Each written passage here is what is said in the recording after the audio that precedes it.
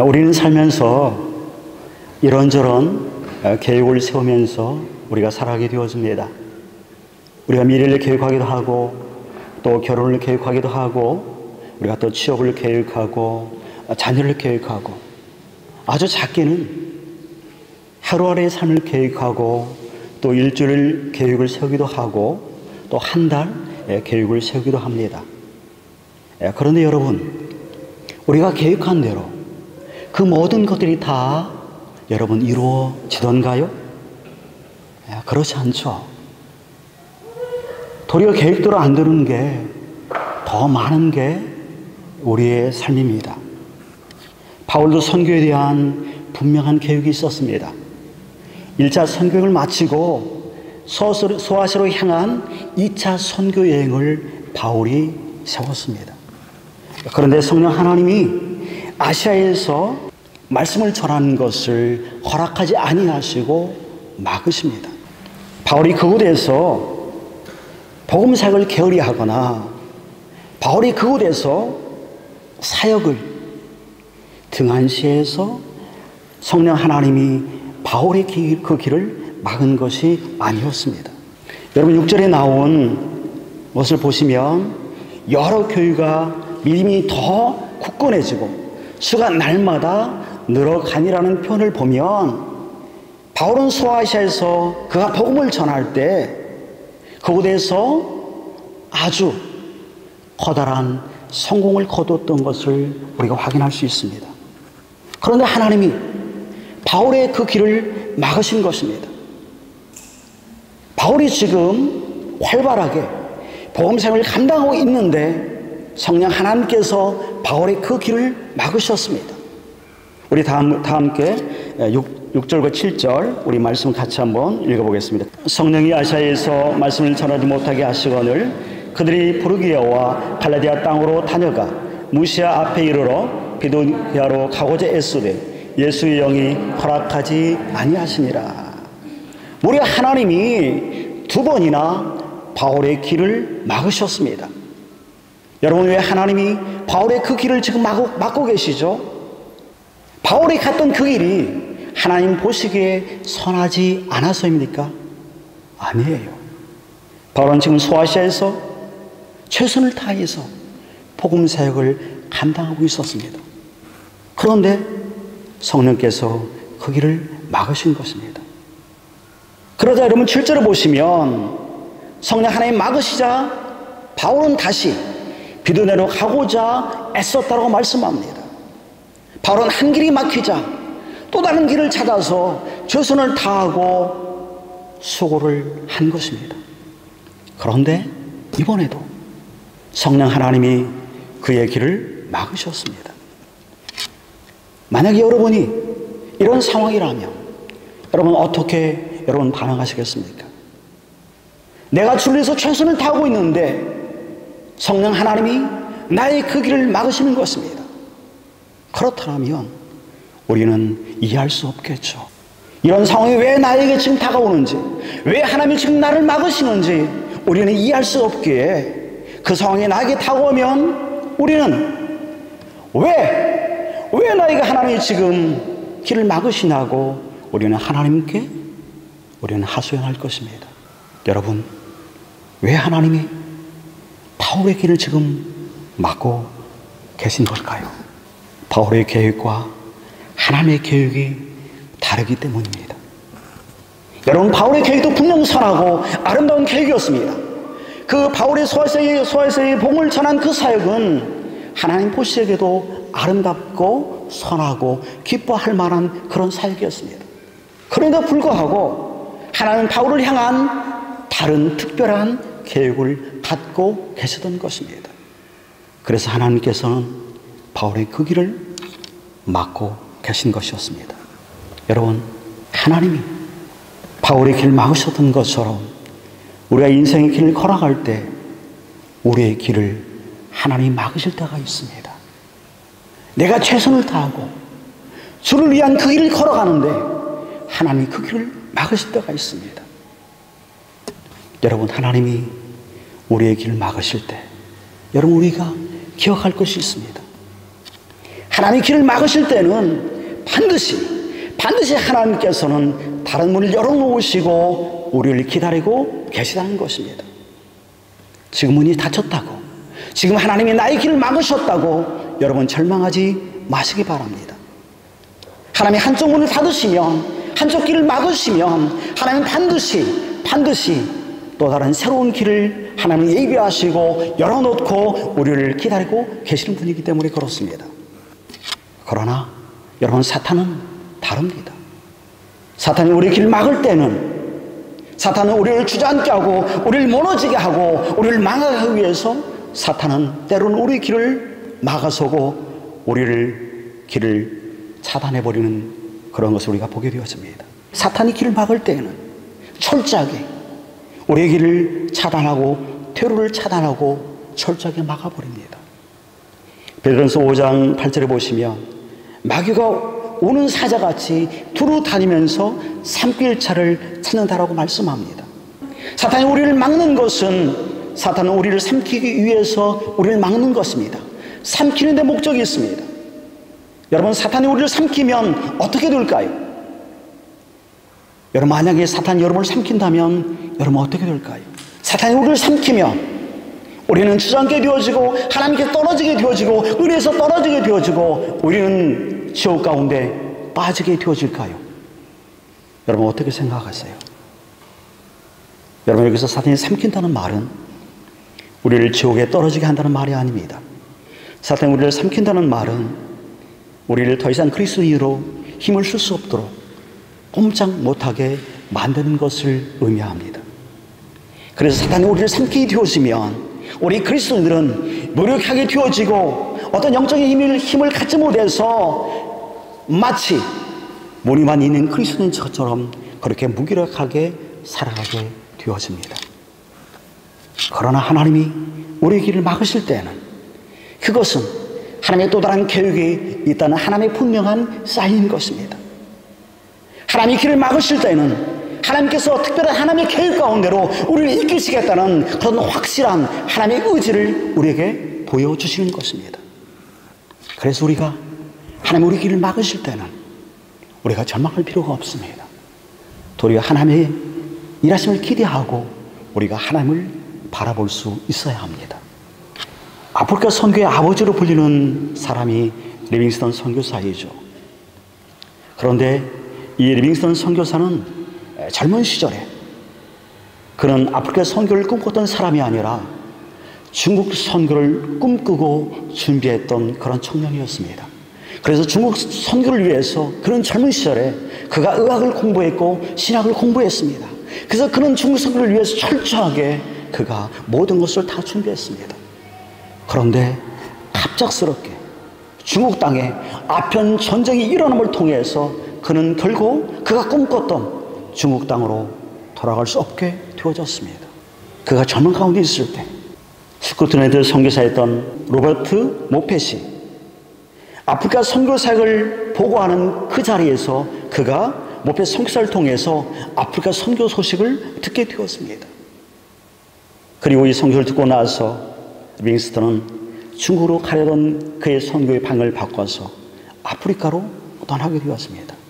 그리고 그는 아프리카에서 의료 선교사로서 또 탐험가로서 하나님께 아름답게 쓰임받는 그 일을 그가 하게 되었습니다. 리빙스턴은 이렇게 말합니다. 나는 하나님 인도하심 속에 있을 때가 가장 안전하다는 것을 나는 믿습니다. 사랑하는 성도 여러분, 길이 막힐 때에도 하나님은 일하고 계셨습니다. 길을 막으실 때에도 하나님은 다른 길을 열어놓고 우리를 기다리신 분이 우리 하나님이십니다. 리빙스턴의 중국 선교를 하나님이 막으신 것은 하나님이 그를 향한 또 다른 계획이 그에게 분명 있었기 때문입니다. 아프리카를 향한 분명한 하나님의 계획이 있었기에 하나님께서는 리빙스턴의 그 길을 막으시고 아프리카 땅 가운데로 그를 인도하신 것입니다. 내가 선하고 내가 지금 주님이 기뻐하는 그 일을 하고 있음에도 불구하고 하나님께서 나의 길을 막으신다면 여러분 거기에는 분명한 하나님의 계획이 있습니다. 분명한 하나님의 일하심이 있습니다. 그러기에 여러분 길이 막혔다고 여러분 절망하지 마시고 도리어 하나님의 계획이 있음을 내가 기대하고 바라보고 하나님께 더 의지하면서 주께 나아감이 우리에게 필요합니다. 그렇게 할 때 하나님께서는 막힌 그 길에서 새로운 길로 우리를 인도해 가시는 분이십니다. 여러분, 하나님은 바울의 그 사역 가운데서 2번이나 그의 길을 막으셨습니다. 이것은 아까 말한 것처럼 하나님이 바울을 새로운 길로 이끌어 가시겠다는 분명한 하나님의 사인이었습니다. 여러분, 그렇다면 하나님이 사도 바울을 어떻게 이끌어 가시죠? 하나님은 그를 환상을 통해서 새로운 길을 그에게 보여주십니다. 우리 다 같이 9절 우리 같이 한번 읽겠습니다. 밤에 환상이 바울에게 보이니 마게도냐 사람 하나가 가서서 그에게 청하여 이르되 마게도냐로 건너와서 우리를 도우라 하거늘. 바울이 본 환상은, 하나님이 바울에게 보여준 환상은 마게도냐 사람 하나가 건너와서 우리를 도우라는 요청이었습니다. 여러분, 우리는 환상하면 우리는 항상 신비한 것에 초점을 맞추고 환상을 우리는 보게 되었습니다. 아니면 어떤 초능력적인 어떤 능력의 관점에서 우리는 환상을 보는 그런 경향이 있습니다. 그리고 우리는 환상을 볼 때 우리는 뭔가를 보았다는 거기에 우리는 초점을 두고 볼 때가 있습니다. 그런데 여기 나오는 이 환상이라는 말은 여러분 헬라로 보면 호르마입니다. 이 호르마라는 뜻은 영적으로 내가 깨어있는 상태에서 무엇을 깨달았다는 그런 뜻을 가지고 있습니다. 말하자면 여기서 환상은 우리가 뭔가를 봤다는 거기에 초점이 있는 것이 아니라 그 환상을 통해서 무엇을 깨달았느냐, 거기에 초점이 있습니다. 하나님 우리가 환상을 보였을 때는 그 환상을 통해서 하나님의 계획, 하나님의 뜻을 깨닫게 하기 위해서입니다. 여러분, 그렇다면 하나님이 바울에게 보여주는 그 환상을 통해서 바울은 무엇을 여러분 깨달았습니까? 마게도냐 사람이 건너와서 우리를 도우라는 그 환상을 보고 사도 바울은 하나님의 부르심이 그 땅곳에 있다는 것을 그가 깨닫고 확신하게 되어진 것입니다. 하나님께서 왜 나의 길을 2번이나 막으셨는지, 바울은 환상을 통해서 분명히 하나님의 계획을 보았고 하나님의 뜻을 보았고, 그래서 이제는 환상을 통해서 하나님의 뜻을 깨닫고 그 하나님의 그 뜻 앞에, 계획 앞에 순종으로 발을 내딛게 되는 것입니다. 환상을 본 후에 여러분 바울의 반응이 성경에 보면 굉장히 놀랍습니다. 여러분 10절에 보시면 바울이 환상을 본 후에 잠시의 망설임도 없이 곧 즉시 그가 순종했다고 그렇게 말씀하고 있습니다. 여러분 한번 따라하겠습니다. 순종은 하나님의 계획 안으로 들어가는 열쇠이다. 아멘. 아멘. 여러분 지금은 사라졌지만 한국에 7, 80년대에 유행했던 게 있습니다. 그게 뭐냐면 소위 전문직으로 알려진 의사나 판사나 검사와 결혼하려면 열쇠 3개가 필요했던 그런 시절이 있었습니다. 지금은 아니에요. 지금은 그런 문화가 사라졌는데 아주 7, 80년대 그게 꽤 유행했었습니다. 이 열쇠 3개가 뭐냐면 집 열쇠, 자동차 열쇠, 사무실 열쇠였습니다. 이 열쇠 3개가 있어야 판사, 검사, 의사와 결혼할 수 있는 그런 시절이었죠. 여러분 그런데 이 열쇠보다도 훨씬 더 좋은, 훨씬 성능이 좋은 그런 열쇠를 제가 여러분께 하나씩 무료로 드리겠습니다. 여러분 꼭 받아가시기 바랍니다. 이 열쇠는 하나님의 계획을 볼 수 있고 하나님의 계획을 이룰 수 있는 열쇠입니다. 여러분 이 열쇠의 이름은 순종입니다. 이 순종의 열쇠를 여러분 꼭 지니시고 여러분 늘 그 순종의 열쇠를 가지고 하루를 여시고 또 순종의 열쇠를 가지시고 하루의 삶을 다되시기 바랍니다. 그럴 때 여러분의 삶까지 놀라운 그 하나님의 일하심이 여러분의 삶 가운데 있게 되어질 것입니다. 여러분 우리가 하나님의 계획에 순종하는 것이 얼마나 중요하냐면 오늘 본문 앞부분을 보시면 우리가 읽었던 그 앞부분을 보시면 하나님이 바울의 길을 막으시기 전에 하나님이 하시는 일이 있습니다. 그 하시는 일이 뭐냐면 막으시기 전에 사람을 예비해 놓으시고 바울에게 동역자를 붙여주십니다. 여러분 사도행전 10장 1절에 보시면 바울이 루스드라에서 누구를 만나냐면 디모데라 하는 제자를 만나게 되어집니다. 하나님이 예비해 놓으신 거예요. 그래 붙여주신 것입니다.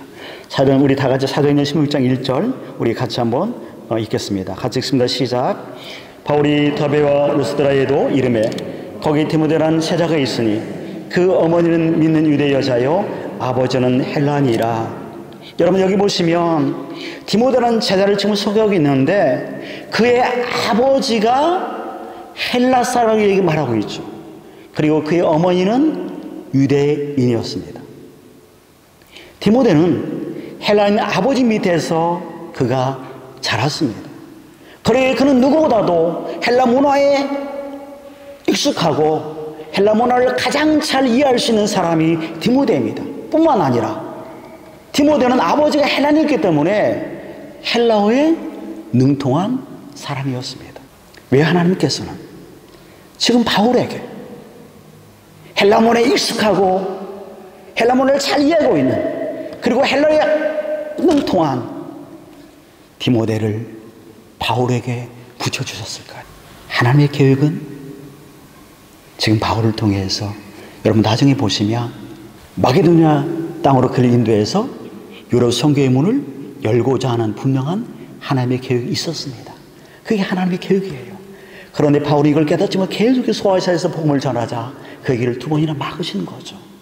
하나님은 바울을 통해서 마게도냐 땅을 들어가셔서 유럽 선교의 그 복음의 문을 열기를 원하시고 그런 계획을 갖고 계셔서 이미 바울의 길을 막기 전에 유럽 땅권에 가장 필요한 믿음의 동역자인 디모데를 예비하시고 만나게 가신 것입니다. 여러분 하나님의 계획이 놀랍지 않나요? 하나님께서 이렇게 하나님의 계획 가운데 이끄시면서 필요한 사람을 여러분 붙이시고 만나게 하시는 분이 우리 하나님이십니다. 그런데 하나님께서는 바울을 통한 그 유럽 선교를 하나님이 계획하시면서 디모데 제자를 만나게 하시면 끝나는 것이 아니라 또 다른 사람을 하나님은 예비하십니다. 하나님이 또 다른 사람을 예비하신 그 사람이 누구냐면 의사인 누가입니다. 우리 다 같이 한번 10절 말씀 한번 큰 소리로 다 같이 한번 읽겠습니다. 시작. 바울이 그 환상을 보았을 때 우리가 곧 마게도냐로 떠나기를 힘쓰니 이는 하나님이 저 사람들에게 복음을 전하라고 우리를 부르신 줄로 인정함이로라. 여러분 바울이 마게도냐 환상을 보았을 때에 실제로 그가 마게도냐 떠나기를 힘썼다고 말씀합니다. 그런데 거기에 보시면 우리가 곧 마게도냐 떠나기 힘썼다고 말씀하죠. 우리가라는 표현이 있습니다. 여러분 우리가라는 표현은 우리는 뭐죠? 사도행전을 기록했던 의사인 누가가 글을 쓰면서 자기도 포함시키면서 뭐라고 한 거예요? 우리가라고 표현한 겁니다.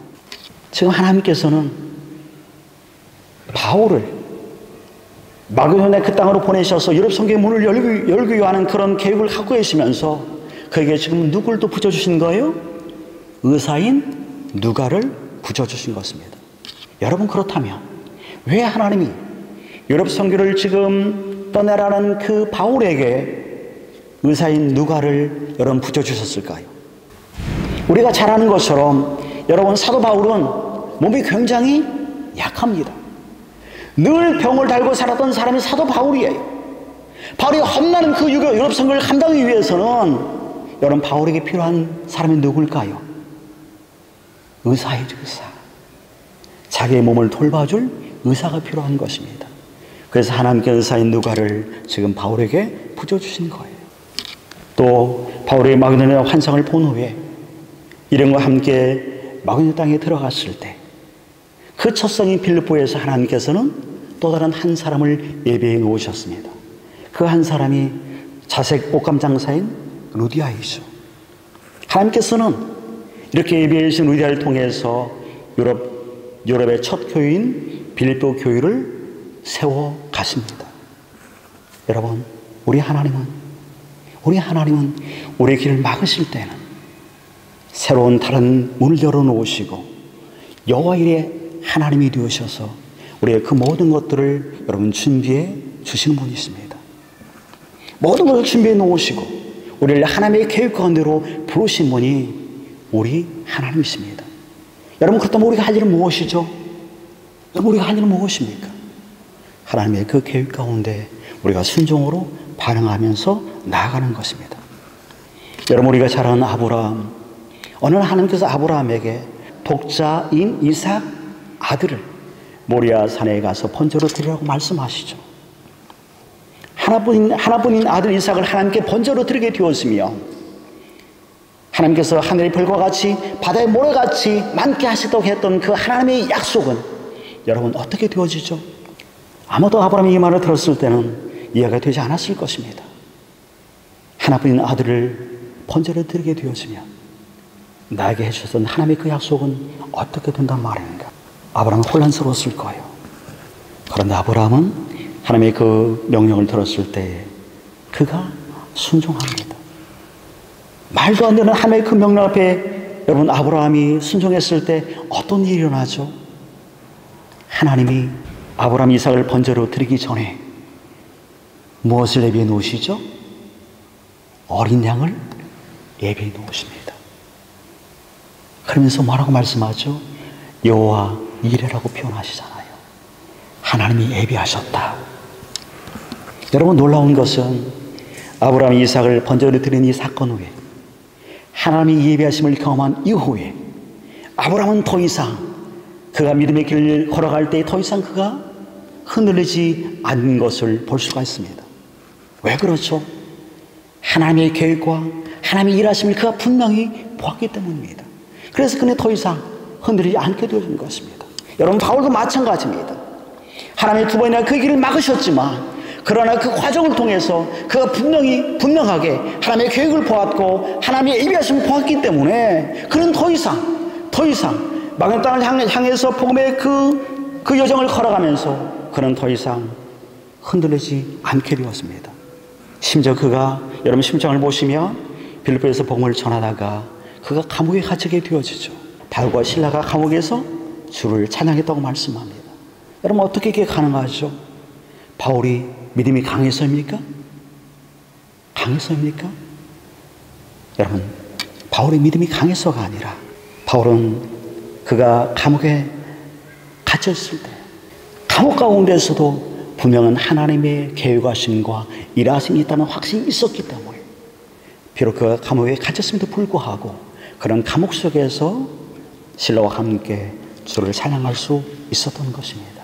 그리고 기도할 수 있었던 것입니다. 여러분, 이것이 바로 순종의 믿음입니다. 사랑하는 성도 여러분, 우리가 인생의 길을 걸어갈 때 우리의 길이 막혔을 때 하나님이 우리의 길을 막으실 때 여러분 당황하지 마시고 여러분 절망하지 마시고 거기는 또 다른 하나님의 계획이 있음을 믿고 확신하고 우리가 하나님의 그 계획을 기다리고 우리가 믿음으로 반응하며 그렇게 나아가는 저와 여러분 되어지길 소망합니다. 그래서 여러분 삶 가운데 하나님이 일하신 하나님의 예비하심을 여러분 경험하는 그런 놀라운 은혜 역사가 여러분의 삶 가운데 풍성하게 있기를 주님의 이름으로 축원합니다.